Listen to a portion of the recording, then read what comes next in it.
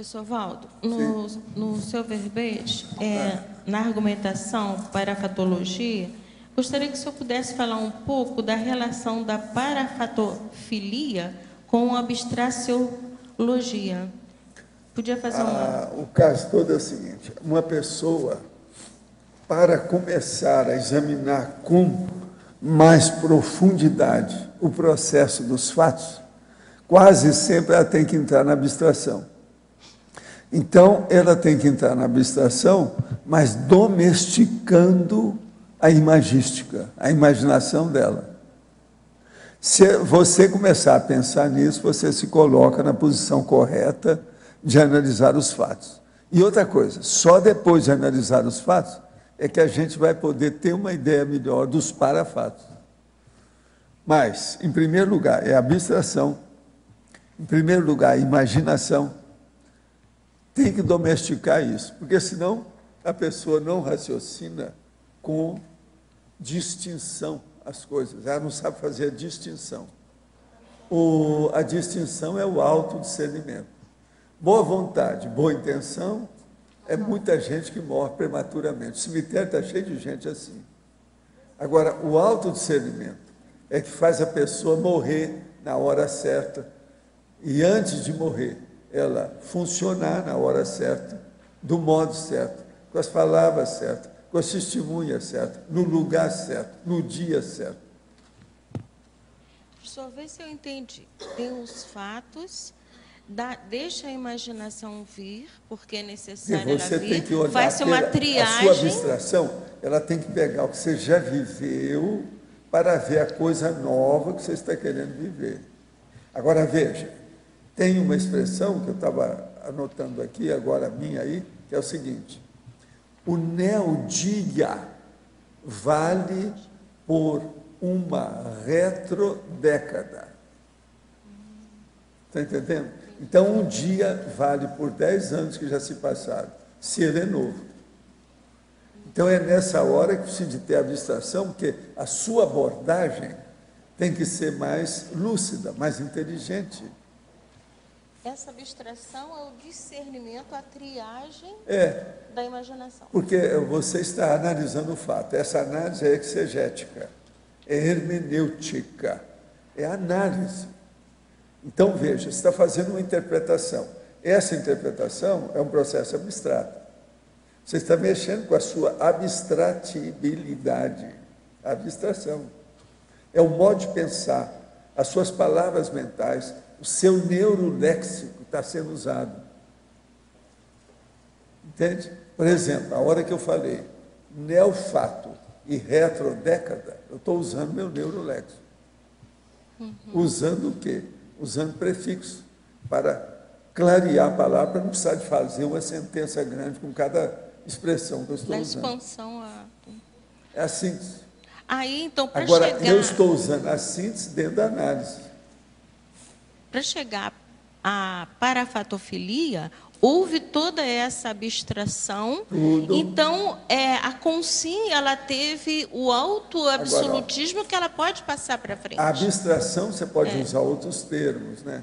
Que é o processo da autorreflexão, a introspecção, a elucubração, é a hipótese, você está fazendo a hipótese, compondo uma hipótese. Tudo isso é a mesma coisa. Então, é um processo de introspecção.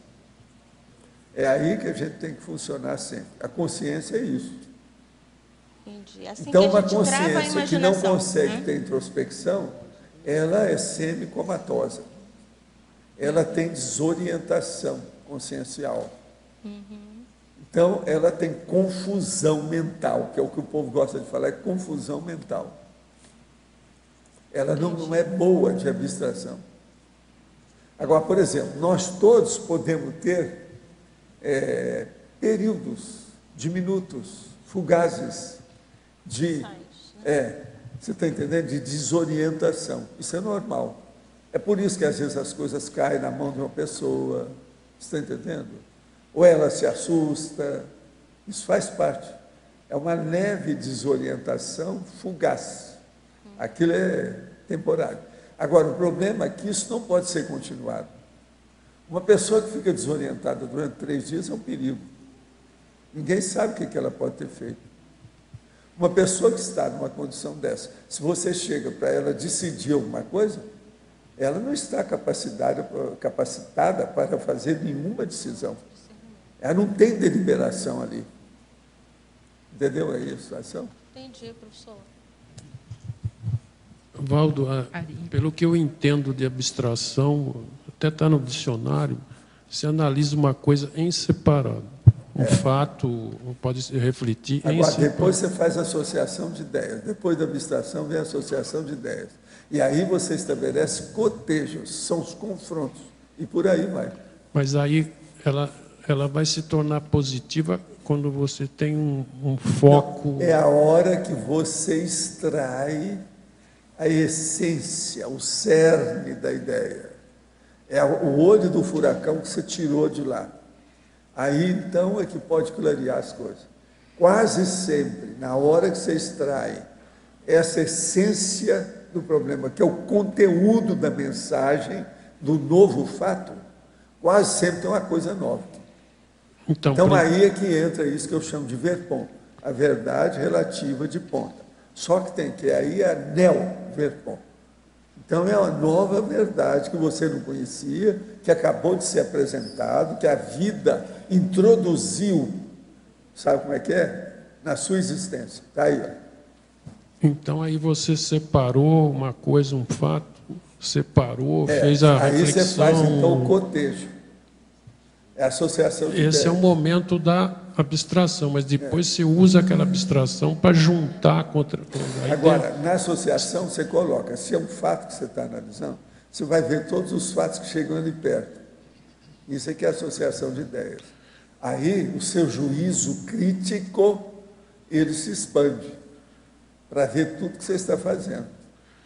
Então, mas o ideal, depois que você fez a abstração, se eu estiver errado, você me corrige, é você juntar outras Por exemplo, coisas. O que é? Por que as pessoas lá, tem lá no programa do Datena, todo dia alguém que... O cara que matou a mulher, matou o filho, matou a filhinha pequena, tudo isso, essa semana, tudo tem lá. Todo dia tem.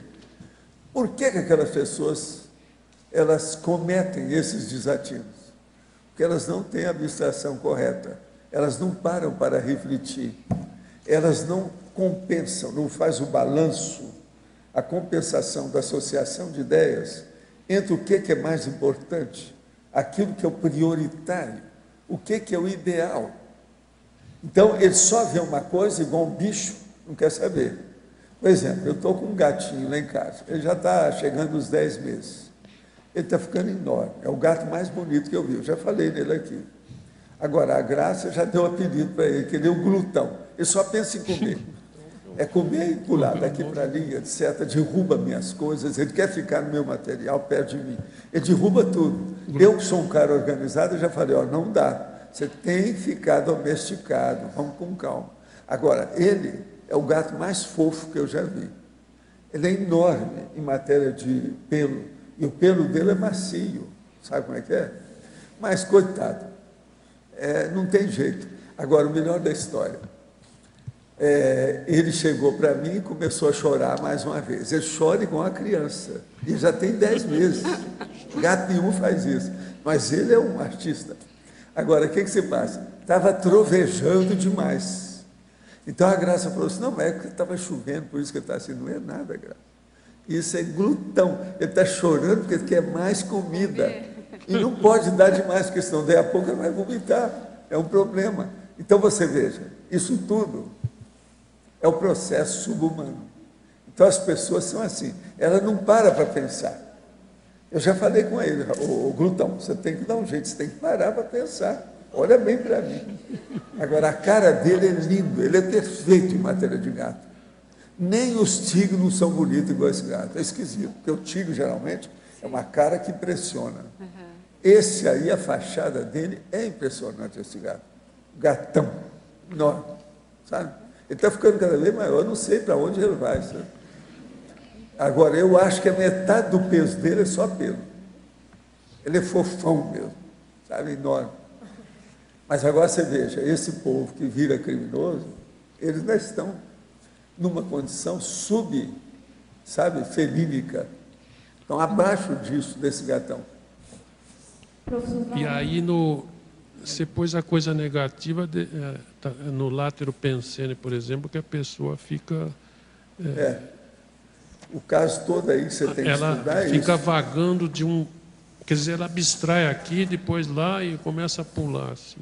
Agora, o processo da abstração, ele é muito sério, porque é a conjectura. Você tem que pensar nisso aí para fazer coisa boa, porque senão a gente comete muito desatino mesmo. Agora, o que é o ansioso? O que é o precipitado? O que é o impulsivo? É isso. O negócio é parar para pensar.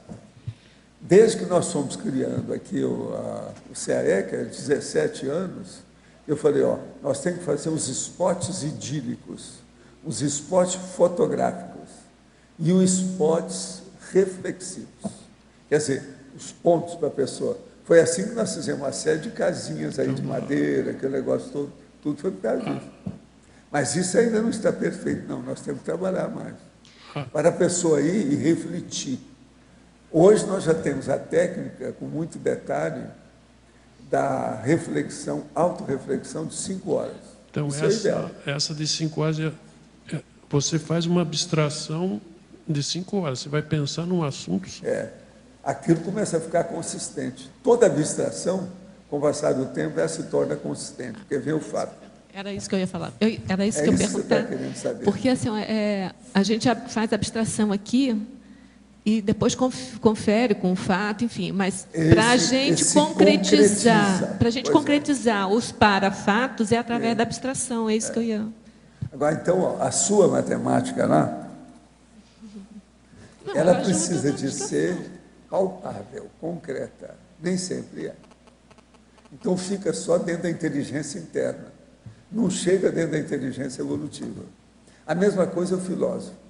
Ele fica só na abstração. Mas, raramente, você vai encontrar uma filosofia prática, objetiva, palpável, de pegar. Não tem. Entendeu? Então, o problema nosso, antes de mais nada, é fazer o teste da vivência de tudo. Por isso que o princípio da descrença é importantíssimo. Porque ele leva a pessoa a constatar por si mesma, sem influência de ninguém, nem dessa dimensão, nem de outras dimensões. Não pode. É ela. Ela vai chegar e constatar. Não, houve isso, acabou. Aquilo fica ponto pacífico. Ela não vai discutir isso mais. Val, você falou, bom, a abstração ela começa pelo pensamento. Quer dizer, o filósofo ele pensa e não sai do pensamento, tudo bem. Mas aí você tem que interagir com a ação. Tem, mas veja, mas não adianta. Por exemplo, você já viu o filósofo fazer uma equação? Não estou defendendo o filósofo. Ou se você quiser um teste de alguma coisa séria, a hora que ele faz isso, você deixa de ser filósofo. Ele não... O filósofo, para eles, é só o processo da sabedoria, pela sabedoria. É igual o artista. A maioria dos artistas faz a arte pela arte. E outra coisa, o artista não é pior, porque ele faz a indústria artística. Aí ele começa a vender o produto que ele fez. Então, mas no nosso caso, estou falando do filósofo metendo o pau no... O filósofo, ele só concretiza alguma coisa quando ele escreve algum livro. Aí o negócio começa a ficar palpável. Mas a palpabilidade ainda é abstrativa, ou abstracional. A diferença nossa é a teática, é a ação. É isso. Então, nós temos que ser. Agora, por que o filósofo não quer materializar nada? Porque ele acha que quem materializa é o operário, é o processo manual. Isso acaba com a honra. Você está entendendo? O nível dele de pensador, entende? Que é um boboca, né? Nós todos temos que ter os dois lados da situação, o cerebelo e o cérebro, a psicomotricidade e o processo do autodiscernimento. Então, tem que ter a psicomotricidade, o músculo para a ação, e ter o problema, antes disso, do processo do autodiscernimento, de distinguir o que eu vou fazer. Eu estou aqui, estou só pensando, eu vou agir para a direita, para a esquerda, com força, rápido, depressa, devagar, Tudo isso eu tenho que pensar. Aí é que é o processo. Então, o músculo tem que ser dirigido pelo autodiscernimento. Senão, por isso que a gente fala as vias de fato. Quem vai às vias de fato já lançou mão da arma, do punho, do braço. O que é engraçado é que na filosofia, e os processos de belicismo, eles falam lá de um partido e falam assim, o braço armado do partido tal. Não é assim? Uma vergonha. Uma vergonha.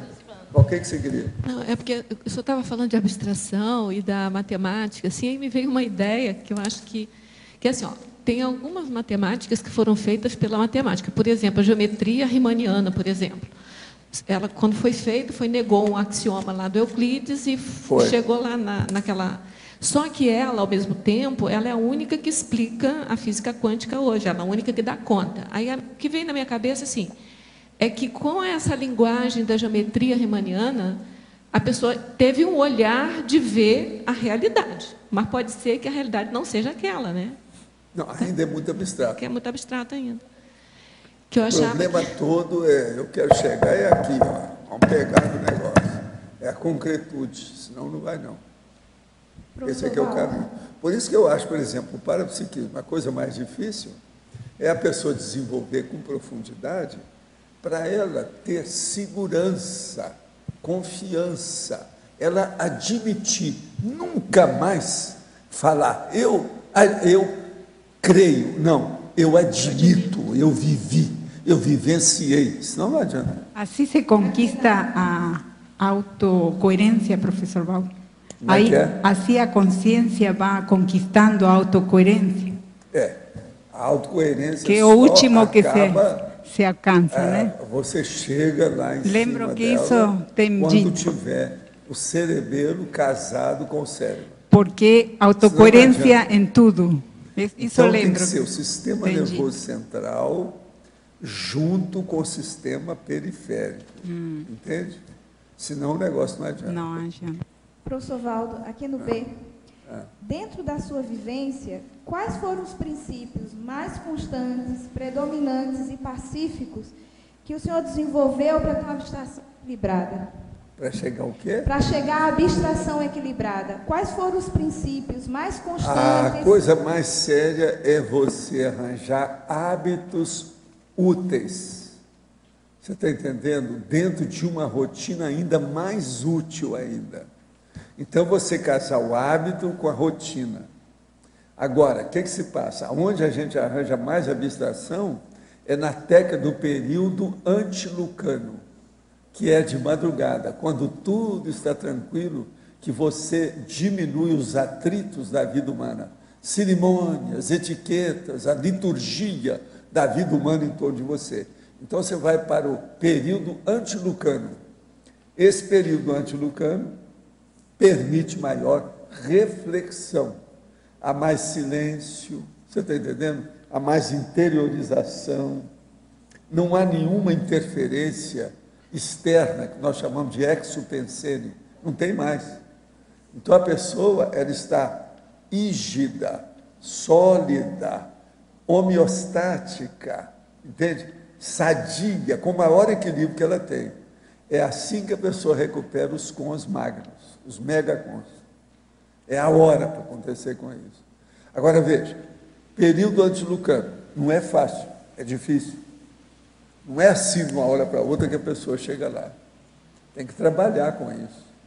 Quase sempre a pessoa demora anos para sair bem disso. Entende? Agora, é assim que a pessoa chega. Agora, o que você vai pensar no período antilucano? Você vai fazer enumerações de tudo aquilo que seja importante do ponto de vista mental somático em matéria de autodiscernimento. Então, boa vontade, boa intenção não resolve. O processo é autodiscernimento. É saber distinguir aquilo que é o melhor daquilo que não presta. Aquilo que é uma coisa que está ultrapassada daquilo que é novíssimo. Aquilo que é, vamos dizer, o péssimo e aquilo que você acha que é o máximo, o melhor, the best. Você está entendendo? Esse é que eu quero.